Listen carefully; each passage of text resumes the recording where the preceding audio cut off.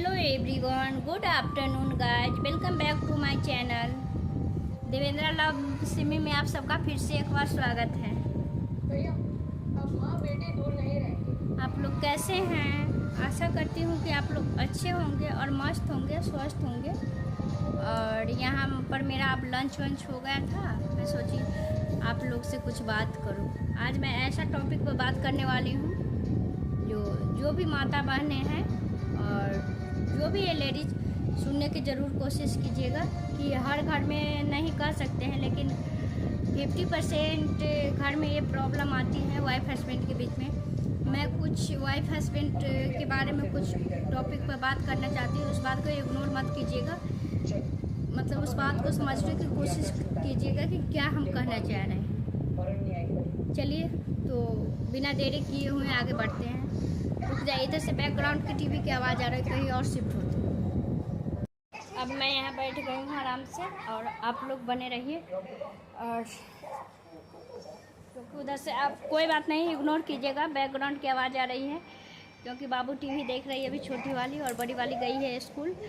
और मैं सभी से रिक्वेस्ट करके आग्रह करती हूँ कि ये वीडियो आप लोग के लिए है, ज़रूर देखिएगा और समझने की कोशिश कीजिएगा। चलिए बिना देरी किए हुए स्टार्ट करते हैं। देखिए, वाइफ हस्बैंड के ना मतलब ऐसा रहना चाहिए। सॉरी गाइज, मैं जहाँ बात कर रही थी वहाँ बात नहीं कर पाई क्योंकि बाबू ने पानी गिरा ली थी तो उसे देखने चली गई थी। बट आप लोग, अब मैं बिना देरी किए हुए स्टार्ट कर रही हूँ। मैं ये कर रही थी कि वाइफ हस्बैंड में ट्रस्ट बना के रखना चाहिए, है ना। एक दूसरे पर विश्वास रखना चाहिए, भरोसा कीजिए, विश्वास कीजिए, तभी रिश्ता टिकेगा। बाबू, इस बात के आप लोग समझिए, जो भी भाइयों हैं इस बात के समझिए, जो बहनों हैं वो इस बात के समझिए कि हम सात फेरा ऐसे नहीं लिया जाता है। सात फेरा लेते हैं तो उसको हमें निभाना भी पड़ता है। अभी 50% केस आ रहा है, एक पत्नी अपने पति को डिवोर्स दे रहा है, एक पति अपने पत्नी को डिवोर्स दे रहा है। तो ये सब नहीं होना चाहिए। इस प्रकार के भारत में गंद फैलाना बहुत बुरी बात है।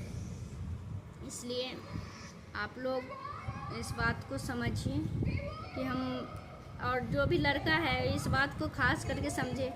एक लड़की अपना शादीशुदा ज़िंदगी में खुशहाल होने के लिए आती है। अपना घर परिवार, रिश्ता नाता, दुनिया जहान, सारा सब ख्वाब सपना सब चूर करके क्यों आती है? आपके बदौलत आते हैं, ना कि आपके मम्मी पापा के बदौलत, है ना। ये तो सास बहू जेठानी देवरानी में लगी रहती है, लेकिन वाइफ हस्बैंड में ये बहुत गलत बात है। हाँ, मानती हूँ हमारे साथ भी कभी अनबन होती है, लेकिन उस अनबन को संभालने के लिए सॉल्यूशन है। ये नहीं कि हमारी अनबन हुई और हम लड़ाई में मायके चले गए।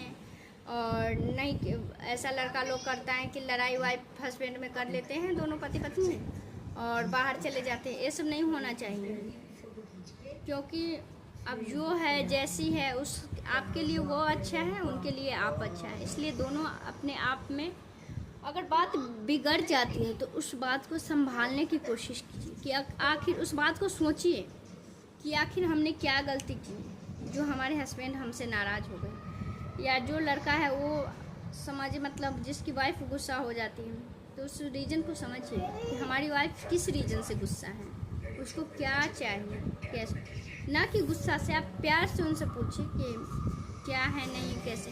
थोड़ा बहुत तो अनबन होती है, ये बात मैं उन माता बहनों या भाइयों के लिए और चाचा उनके लिए छोड़ रही हूँ जिनमें डिवोर्स तक बात आ जाती है।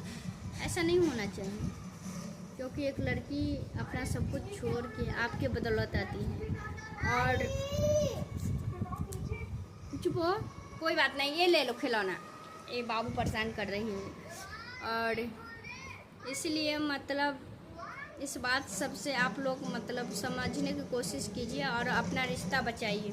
ज़िंदगी कितने दिन के, 4 दिन की चांदनी और फिर अंधेरी रात। इसलिए ये अभी ऐसा ही इतना मतलब वो हो गया है कि कब किसको मौत आ जाती है कोई नहीं जानता। इसलिए ज़िंदगी बहुत अनमोल है, सबका जीवन बहुत अनमोल है। अनमोल पल को मत खोइए, है ना। उसको खोने से डरिए कि हमारे साथ कुछ गलत ना हो जाए।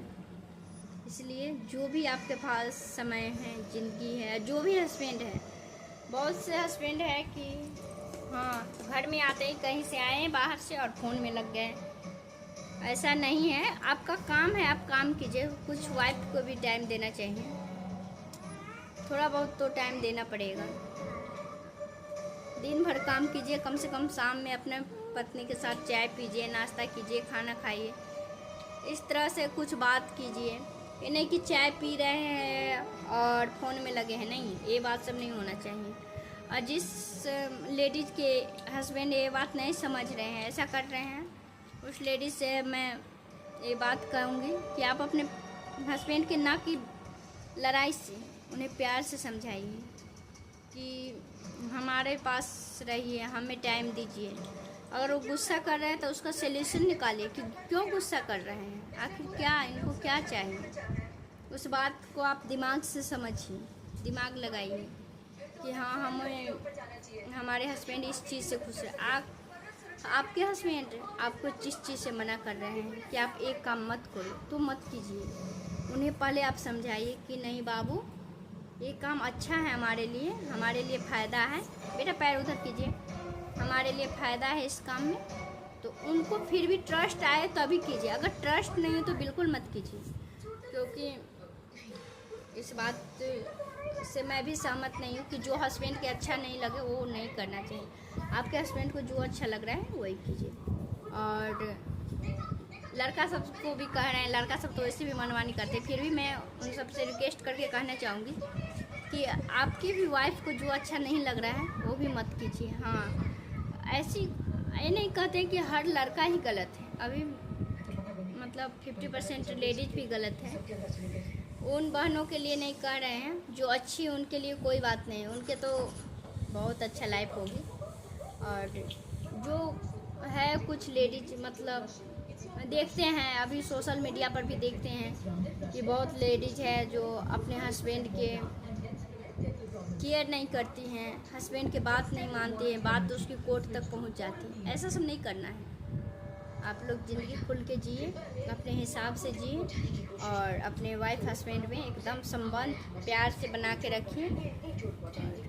एक दूसरे को समझने के सबसे पहली बड़ी बात यहाँ आ जाती है कि एक दूसरे के आप लोग समझते नहीं। बेटा थोड़ा साइड होइए, आप गए प्रॉपर। आप लोग एक दूसरे को समझते नहीं, एक दूसरे को समझिए, एक दूसरे के टाइम स्पेंड कीजिए, तभी तो समझ पाइएगा कि क्या है नहीं है, समझिए। और हो जाती है कभी पति पत्नी में लड़ाई, तो एक लेडीज़ को ये नहीं चाहिए कि अगर चलिए किसी के हस्बैंड ज़्यादा ही गुस्सा है तो ये नहीं कि आए गुस्सा में मतलब 4 बात सुना दिए, बच्चे के ऊपर बोल रहे हैं, उनके ऊपर अब बोल रहे हैं बच्चे के। ऐसा सब नहीं करना है।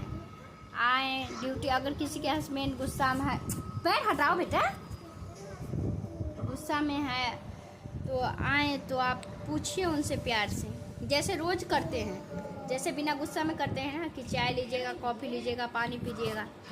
पैर हटाओ उधर, पगलेट गई।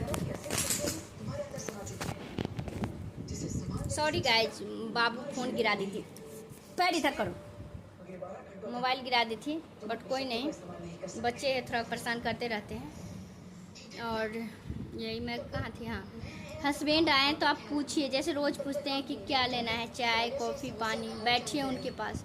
फिर भी वो मना कर रहे हैं तो आप उनके सामने झुक जाइए, माफ़ी मांगिए। ये नहीं कि हाँ अखर में नहीं पीना है तो पीजिए, नहीं पीना है तो रख देते हैं, ऐसा नहीं करना है। इससे रिश्ता बिगड़ेगा ना कि संभलेगा। एक स्त्री को अपना घर संभालना सबसे बड़ी बात है, अपने हस्बैंड को और बच्चे को संभालना सबसे बड़ी बात है। सास बहू की लड़ाई तो चलती रहती है, देवरानी जेठानी में चलती रहती है, बट अब हस्बैंड से बिछड़ के कहाँ जाइएगा। नहीं, ऐसा सब नहीं करना है।